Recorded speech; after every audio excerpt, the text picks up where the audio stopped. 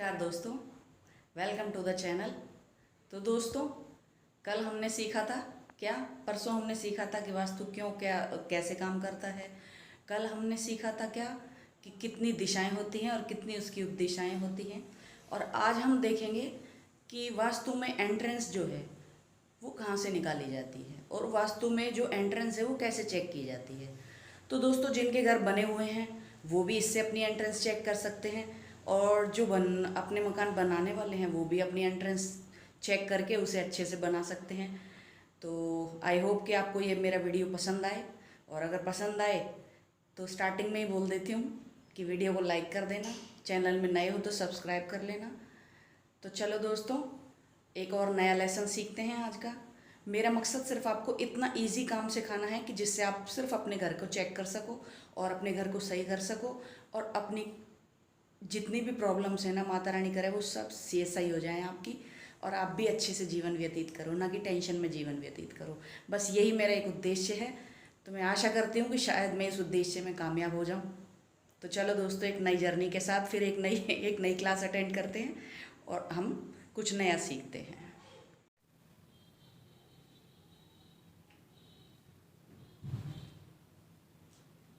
दोस्तों, मुख्य द्वार जो होता है वो हमारे घर का, ये मान लीजिए कि सर होता है। जैसे हमारे शरीर का मुंह, हमारे शरीर में मुंह जो होता है ना, वो हमारा अट्रैक्शन पॉइंट होता है। और हमारे मुंह देख के, हमारी शक्ल देख के सब लोग अंदाजा लगा लेते हैं हमारे बारे में। कहते हैं ना, first introduction is the last impression, first impression is the last impression. उसी तरह से हमारा जो घर का मुख्य द्वार है ना, वो हमारा हेड है। तो हेड जो होता है वो सबसे इंपॉर्टेंट होता है, और हमारे सारे शरीर के जितने भी अंग हैं उनमें जो सिर है वो हमारा सबसे बड़ा होता है। इसी तरीके से हमारे घर का जो मुख्य द्वार होता है वो हमारे जितने भी गेट लगे हुए हैं ना घर के अंदर, उन गेटों में सबसे बड़ा गेट होता है। अब हम मुख्य द्वार को अपने घर के अंदर देखेंगे कैसे, और कैसे पता लगाएंगे कि कौन कौन से पद उसमें अच्छे हैं, यानी कि हमारे गेट की एंट्रेंस कहाँ से होनी चाहिए, घर की एंट्रेंस, और कहाँ से नहीं होनी चाहिए। लेकिन उससे पहले मैं आपको एक चीज़ और बताना चाहती हूँ, और वो है ब्रह्म स्थान। क्योंकि आप जब भी मकान बनाते हैं या मकान बना चुके हैं तो उसमें अपने ब्रह्म स्थान की स्थिति का भी पता करें, ताकि आपको पेट से रिलेटेड कोई भी प्रॉब्लम ना हो। अगर आपका ब्रह्म स्थान खाली है तो उसको आप ये मान लो कि ये आपका 50% काम, 50% परेशानी अपने आप खत्म हो गई आपकी, अगर खाली है तो। और अगर उसमें कुछ निर्माण कार्य बना हुआ है तो फिर मैं क्या ही बताऊं आपको। ठीक है, तो पहले हम ब्रह्मस्थान निकालते हैं, देखते हैं ब्रह्मस्थान कैसे निकलता है। तो गाइस, ब्रह्मस्थान निकालने के लिए सबसे पहले हम कोई प्लॉट का नक्शा बनाएंगे।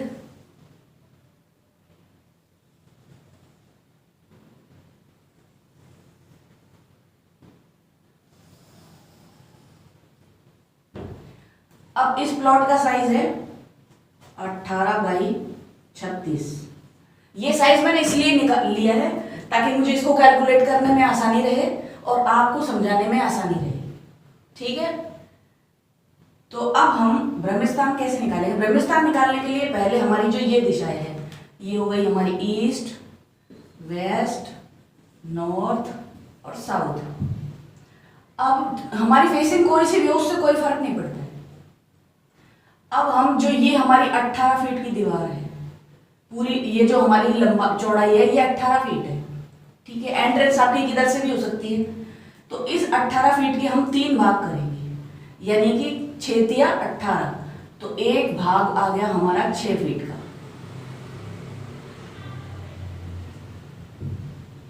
यानी कि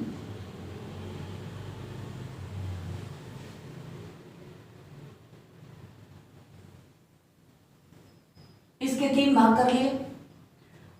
अब इसी तरह से हम इसके 3 भाग करेंगे। तो ये 18 है तो 6 फीट आया, और ये 36 है तो इसका कितना आएगा, इसका जस्ट डबल, यानी कि 12 फीट। तो हमने इसका 12 फीट के 3 भाग कर लिए, एक और ये 2, ये 3, ये मान लीजिए। ठीक है, तो ये 3 फीट, ये एक एक ये हो गया और एक ये हो गया।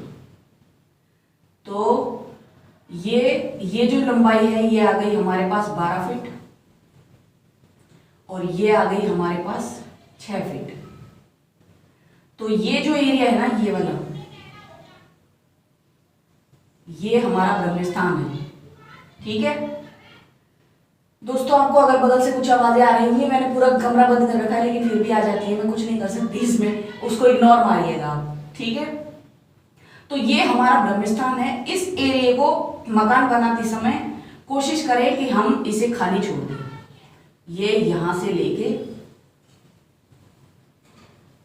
ये जो एरिया है इसमें निर्माण कार्य हम ना करें, बाकी हम चाहे कहीं भी कर लें, बस इसमें निर्माण कार्य छोड़ दें। ये वाला और ये वाला, ये भी है, इसको छोड़ सकते हैं। तो हम ये जो है वास्तु पुरुष का सिर है, सॉरी पेट है। वास्तु पुरुष का सिर होता है यहाँ पे, फिर यहाँ से आते हैं उसके घुटने, यहाँ पे बाजू, और यहाँ पे उसका पेट, और यहाँ पे आते हैं उसके पैर। यानी कि इस तरीके से आता है ये और ये। जो ऑलरेडी बना चुके हैं उनको एक और बहुत अच्छी बात बता देती हूँ, पता नहीं बाद में मेरे ध्यान रहे या नहीं रहे, कि अपने घर के मकान में जब भी आप सामान सेट करें या जो भी सामान लगाएं उसमें कोशिश करें कि इस तरह से व्यवस्था करें। ये है ना मर्म स्थान है, ये यहाँ पे कुछ मर्म स्थान होते हैं वास्तु पुरुष के, क्योंकि यहाँ पे एक घुटना होता है, दूसरा घुटना यहाँ पे होता है, यहाँ पे उसका सर होता है और यहाँ पे उसके पैर होते हैं। तो ये एरिया है ना ये वाला, ये इस एरिया में से यहाँ से लेके यहाँ तक ऐसे और यहाँ से लेके यहाँ तक ऐसे। तो ये बीच का जो पार्ट है ना, इसमें आप कोई भी ऐसा भारी सामान ना रखें। यानी कि ये जो क्रॉस है ना, इस क्रॉस में आप भारी सामान ना रखें। जैसे ये नॉर्थ फेसिंग है, इसको भी आप हल्का रख सकते हैं। ये ईस्ट फेसिंग है, इसको भी आप हल्की रख सकते हैं। आप भारी जो सामान है उसको वेस्ट फेसिंग और साउथ फेसिंग रख सकते हैं। और ये जो एरिया है ना आपका, ये इसको आपको कोशिश करिए कि या तो खाली रखें, और खाली ना रखें तो इसमें बिल्कुल इतना हल्का सामान रखें कि उनका जो प्रेशर है वो इन पे ना पड़े। आप लोग चेक करना, अगर मान लीजिए किसी के राइट घुटने में कोई प्रॉब्लम है तो आप यहाँ पर चेक करना अपने घरों में कि यहाँ पे आपके कोई भारी सामान तो नहीं रखा। और अगर है, अगर आप उसको इधर उधर कर सकते हैं तो आप उसे इधर उधर करके देखना, शायद आपको फर्क पड़ जाएगा। किसी के लेफ्ट घुटने में है तो यहाँ पे चेक कर सकते हैं। किसी के अगर ब्रेन में, मान लीजिए सिर में प्रॉब्लम रहती है या आंखों में रहती है या सिर में भारीपन रहता है, तो आप चेक करना कि यहाँ पर कोई सामान तो नहीं रखा हुआ है आपका भारी सामान। ठीक है, और यहाँ पे आप भारी सामान खूब रख सकते हैं, कोई दिक्कत नहीं है, क्योंकि यहाँ पे उसके पैर है। और ये जो पेट है ना हमारा नहीं वास्तु पुरुष का, तो ये पेट है ना, इसको बिल्कुल खाली रखना है ताकि आपको पेट से रिलेटेड कोई भी प्रॉब्लम ना हो। तो ये इस तरह से हम अपना ब्रह्मस्थान निकालेंगे दोस्तों। तो आप चेक करना अपने अपने घरों में। अब हम निकालेंगे एंट्रेंस।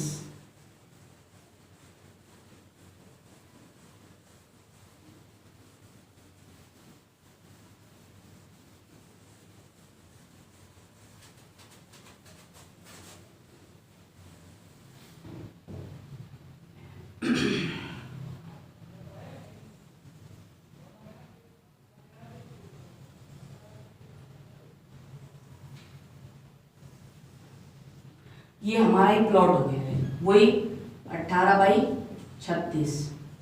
ठीक है दोस्तों, हर दिशा में एक देवता बैठा है। हमारे घर में जितनी भी ये दिशाएं हैं चारों, इनमें हमको 36 एंट्रेंस मिली हुई है।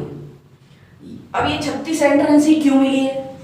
क्योंकि हर दिशा के अंदर एक देवता बैठा है। यानी कि इस पूरे घर के अंदर 36 प्रकार के देवता विराजमान हैं। इन देवताओं की अपनी अलग अलग एनर्जी है। एनर्जी कैसे है? जैसे मान लीजिए गणेश जी है, गणेश जी का काम क्या है? बुद्धि प्रदान करना। सरस्वती माता है वो विद्या प्रदान करती है। लक्ष्मी माता है वो हमें वो धन देती है। कुबेर जी हैं वो भी हमें धन देते हैं। सूर्य देव हैं वो हमें यश और प्रतिभा मान सम्मान देते हैं। इंद्रदेव हैं वो हमें राजयोग देते हैं, राजा हैं। तो ऐसे ही यहाँ पे जितने भी देवता हैं, 9 देवता इधर हैं, तो हम इसके 9 पार्ट करेंगे। यानी कि अगर इसकी चौड़ाई 18 फीट है तो हम 2-2 फीट के इसके पूरे 9 भाग करेंगे। एक, ये यहां से यहां तक हो गया, 1 2 3 4 5 6 7 8 और ये 9 भाग इसके हो गए। अब इसी तरह से 9 भाग इधर करेंगे। 1 2 3 4 5 6 7 8 और 9। 1 2 3 4 5 6 7 8 और 9। तो इसको हम बड़ा ज़्यादा हो गया, इसको ऐसे जोड़ देते हैं यहाँ से, ठीक है। तो ये 9 भाग ऐसे हो गए, ये मान लो।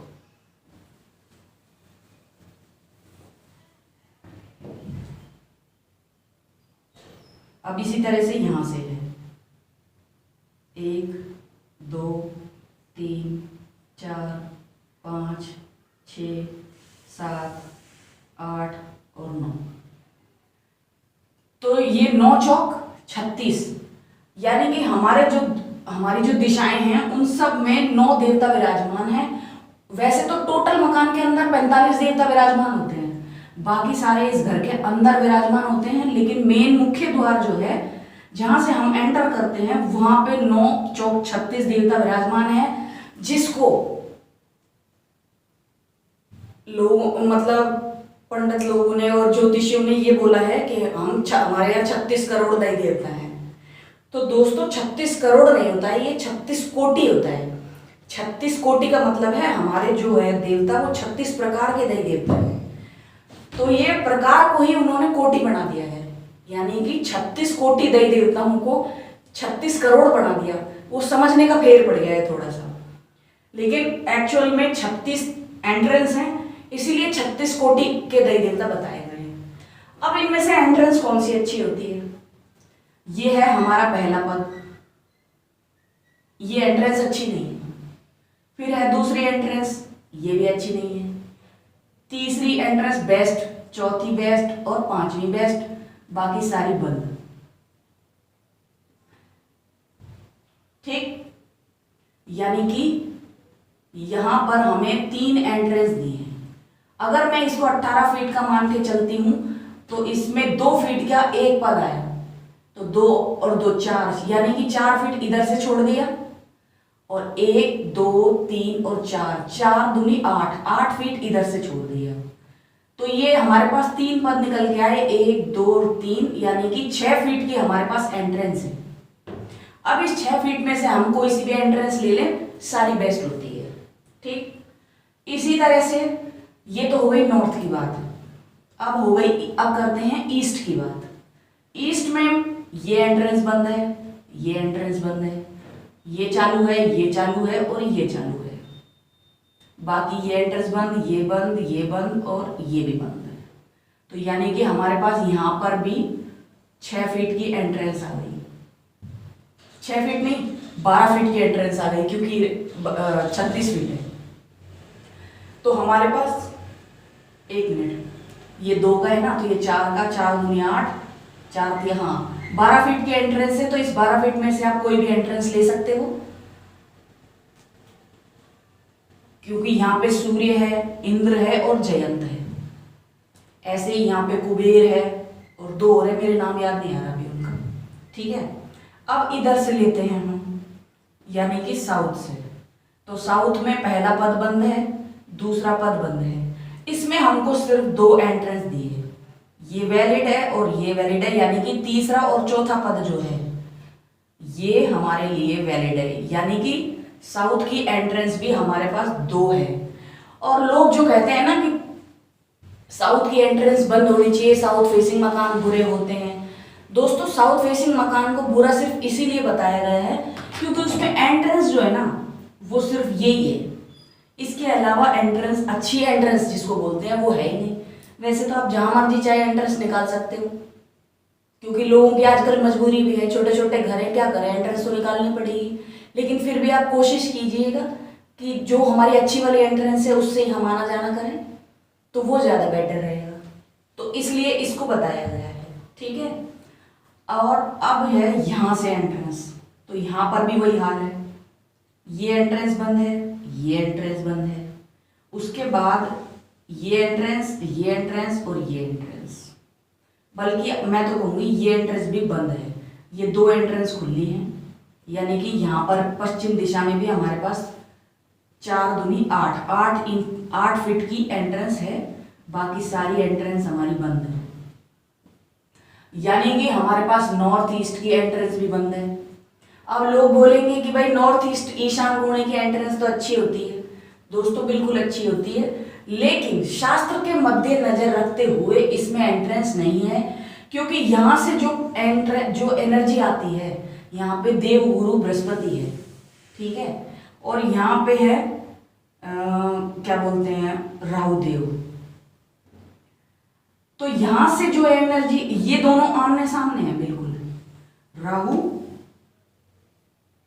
बृहस्पति देव की दृष्टि राहु पे होती है और राहु की दृष्टि बृहस्पति देव पे होती है।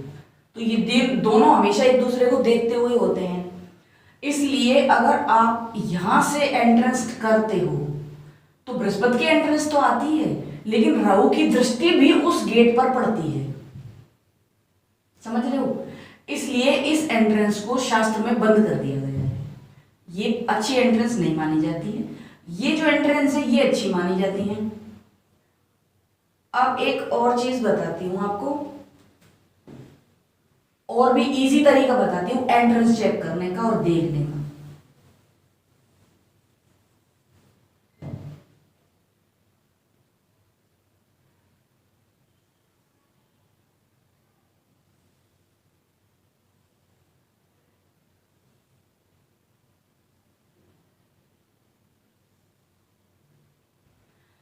गाइस, अगर आप चेक करेंगे और आप गौर से देखेंगे तो आपको हमारा जो ये घर है ना, इस घर में स्वास्तिक की ही एंट्रेंस मिलेगी। ये देखिए, ये यहां से बंद है और यहां से खुला है, यानी कि अगर हम यहां से ले भी लेते हैं ना इन एंट्रेंस को, तो ये ज्यादा बुरी एंट्रेंस नहीं होती है। अगर ये एंट्रेंस हमारे पास कोई अच्छी प्रभाव नहीं देगी ना, तो बुरा भी नहीं देगी। इसलिए इसको वैलिड मान सकते हो आप। मतलब अगर ये 100% अच्छी है तो ये 20% अच्छी है, 50% अच्छी है, लेकिन इसका प्रभाव ज्यादा होगा क्योंकि ये पॉजिटिव एंट्रेंस है, ये नेगेटिव एंट्रेंस है। अब यहाँ पे अब जब हम इधर से एंट्री करेंगे ना, ये वाली एंट्रेंस, तो यहाँ पर जो देवता बैठे हैं उनके जो गुणधर्म है ना, वो हमको प्रभावित करते हैं। तो यहाँ पे जो देवता बैठे हैं वो पॉजिटिव नहीं है, इसलिए इस एंट्रेंस को बंद किया गया है। लेकिन अगर हम मोटा मोटी तौर पे देखें तो हम इस एंट्रेंस को वैलिड मान सकते हैं, यानी कि ये खुला है और ये तो पूरी तरह से ही बंद है। अब आप ऐसे ईस्ट में चेक कीजिए, ईस्ट में भी ये खुला है हमारा, ये वाला हिस्सा तो यहीं पे ही खुला है, और ये एंट्रेंस हमारी बंद है, तो ये देखिए ये पूरी बंद है, ठीक है। अब आप साउथ में देखेंगे तो ये एंट्रेंस खुली है, ये, और ये एंट्रेंस पूरी बंद है, बिल्कुल कट है, यहाँ तो निषेध ही है बिल्कुल। साउथ फेसिंग घर में ये जो नैऋत्य की एंट्रेंस है ये तो बिल्कुल ही बंद है, ठीक है। इसी तरह से आप पश्चिम में आ जाइए, तो पश्चिम में देखो ये एंट्रेंस खुली हुई है, ये एंट्रेंस, इन सब एंट्रेंस, ये एंट्रेंस है, ये एंट्रेंस है ना, और ये वाली एंट्रेंस है, ये एंट्रेंस है, इनका प्रभाव इतना ज्यादा नहीं होता है जितना ये जो बंद एंट्रेंस का है, ठीक है। तो ये एंट्रेंस, ये चेक करो, ये बिल्कुल बंद है यहाँ से यहाँ तक, तो ये हमारा स्वास्तिक बंद है। यहाँ पे एंट्रेंस खुली हुई है ये वाली, क्योंकि ये आधे से अंदर आती है, तो ये देखिए बिल्कुल हमारी जो मकान की संरचना है वो एक स्वास्तिक की तरीके से ही है। तो इसी तरीके से आप अपने घर के अंदर एंट्रेंस को चेक कर सकते हैं।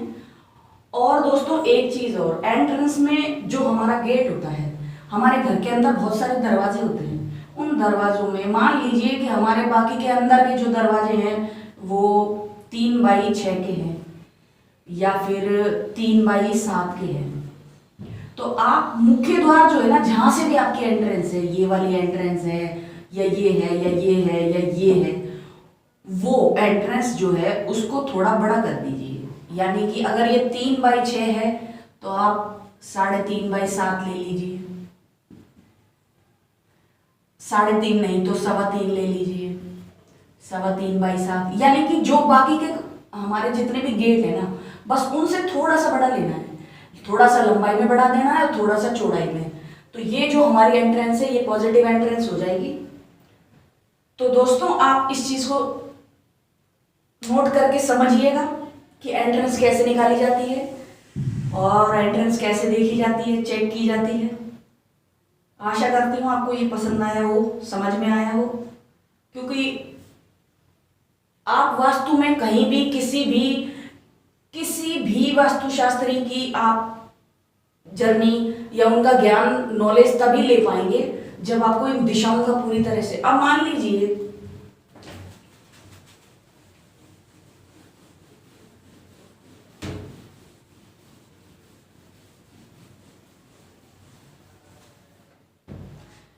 मानिए आपको मोटी मोटी तो पता है नॉर्थ ईस्ट कौन सा है, उसके बाद साउथ ईस्ट कौन सा है, साउथ वेस्ट कौन सा है और नॉर्थ वेस्ट कौन सा है, ये तो पता है। नॉर्थ और साउथ, ईस्ट और वेस्ट ये भी पता है। यानी कि आपको 4 दिशाएं तो ये पता है, 4 दिशाएं ये पता है, लेकिन ज्यादातर लोगों को सिर्फ ये 4 दिशाएं ही पता है, ये 4 भी नहीं पता है। ठीक है, अब इनकी जो उप दिशाएं हैं, इन दोनों के बीच की जो दिशाएं हैं वो 2 और हैं। पहली हो गई नॉर्थ नॉर्थ ईस्ट, पहली हो गई नॉर्थ, फिर नॉर्थ नॉर्थ ईस्ट, फिर ईस्ट नॉर्थ ईस्ट और north north north north north east, east north east और ईस्ट। एक यार मैं भी भूल जाती हूँ एकदम से। फिर आ गई east, east south east, south east और साउथ साउथ ईस्ट। फिर हो गई south, south south west, south west और वेस्ट साउथ वेस्ट। उसके बाद आ गई वेस्ट, फिर है वेस्ट नॉर्थ वेस्ट,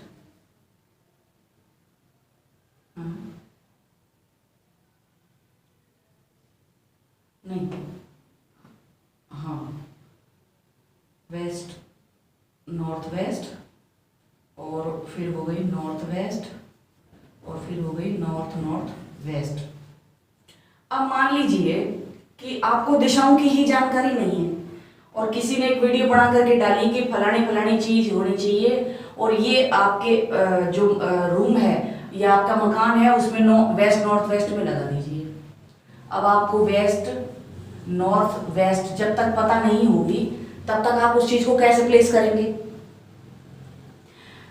इसलिए किसी की भी वीडियो आप चाहे देखते हो, और देखते तो होंगे ऑब्वियसली, जब आप किसी की भी वीडियो देखेंगे तो उसमें सबसे पहले आपको यह पता होना चाहिए कि नॉर्थ कहां पे आता है, वेस्ट कहां पे आता है, ईस्ट कहां पे आता है, साउथ कहां पे आता है। उसके बाद ही आप किसी भी चीज को अप्लाई करना।